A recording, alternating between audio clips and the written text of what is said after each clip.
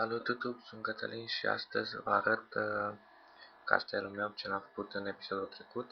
Am terminat într-o zi și am terminat și harta. O să vă pun link în descriere de la hartă ca să puteți descărca.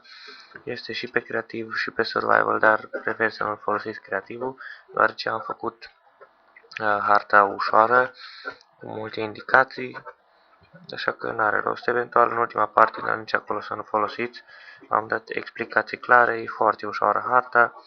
Dacă vreți după să vă dați iteme, e treaba voastră, dar eu aș prefera să nu. Deci, acum vă arăt castelul. Într-o zi am terminat tot. Aici e un trenuleț, acolo e vagonul. Aici sunt două birouri, da, cam bun. Aici e un parc și l-am făcut. Așa, aici e o grădină zoologică.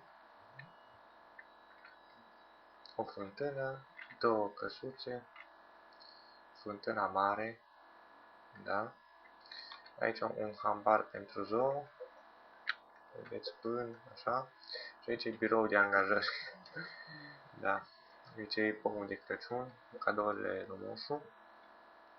Aici indicații și enjoy.